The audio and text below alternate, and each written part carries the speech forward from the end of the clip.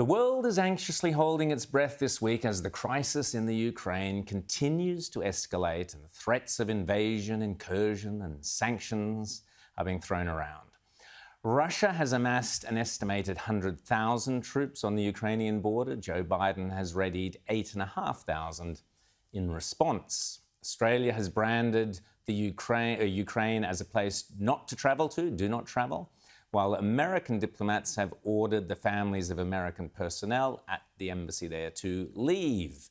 Joining me now to discuss these simmering tensions and more is Mark Higgie, The Spectator Australia's European correspondent and himself a former Australian ambassador to the European Union. Mark, it's great to see you. How are you? Oh, very well, Rowan. Thank you very much, and thanks for having me on. Oh, pleasure. Anytime. Now, Mark, can you give us a little background to this crisis and then, tell us, are they going to invade? Are they not going to invade? What's your take on it? Well, the background to all this is that Putin has often made it clear that he regards the end of the Soviet Union as a great tragedy. All of his neighbours, of course, would dispute that. His approach to the effrontery of the independence of his Western neighbours has been previously has been basically to smash them up a bit and make them into failed states. He did that in Georgia, Moldova, Ukraine in 2014. So his objective would be to have Ukraine as a country under his control, very much a satellite, very much like on the Belarus model. The problem is that can't be done with minimal cost. If Putin could get away with getting a Kremlin-controlled government in Kiev and having Ukraine under his control without cost, he'd do it right now. There's no doubt about that. But of course, the cost is very significant. Now, I don't think he probably worries all that much about the Western response. He's got the measure of Biden, particularly after the debacle in Afghanistan. We've got a new German government with the Greens controlling foreign policy. So,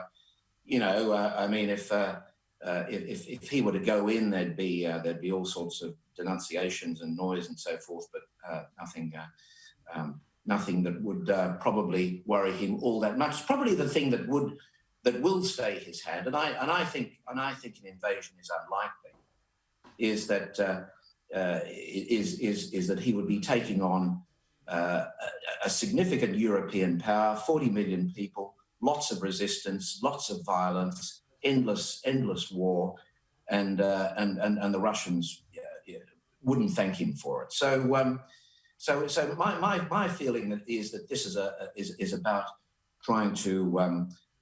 There's a lot of bluster and bluff that basically he would like the West, without him risking any military adventure, to accept that Ukraine is, in a sense, in the Russian sphere of influence. That's what he wants, and whether that might not necessarily mean a Kremlin-controlled government in Kiev, but NATO accepting that Ukraine would never join NATO.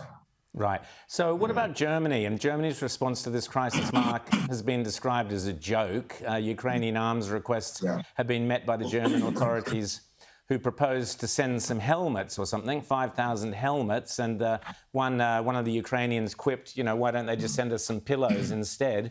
Give us a brief rundown on the dynamics of the relationship with Germany and the role that the gas pipeline plays. And is this Putin's ultimate weapon? Just give us a little bit on that, thanks. Yeah, well, it's interesting because when the new German government was installed just recently, the Greens were given foreign policy. And in fact, there was some expectation that Merkel's soft line on Russia and China would be hardened a bit. But that doesn't appear to be happening at all. Look, I mean, Germany has effectively been neutralised in its foreign policy for a very long time. As you suggest, 1/3 of its gas supplies, for Western Europe in general, comes from Russia. So they've lost any autonomy when it comes to that key strategic area, and I would generalise Germany to much of Western Europe, which isn't going to react with great strength to anything. As I say, I don't think Putin's going to do anything too dramatic. This is all about bluff and poker. But there are, on the other hand, Europe is divided in the sense that there are countries that will react with greater seriousness. The United Kingdom is one, which is providing assistance to Ukrainian forces, and the near neighbours, those who've had the deepest experience of Russian imperialism, Poland and the Baltic states, who Absolutely. are taking this. Well, Mark, we're going to have to leave it there. Take care of that cough. I know it's winter over there and you're doing a great job. We look forward to seeing you either back in Australia or next time we get you on. So thanks so much, Mark, for joining us on Inside the News. We'll keep a close eye on what's happening there, but not quite as close as an eye as you are doing. Thanks, Mark Higgie.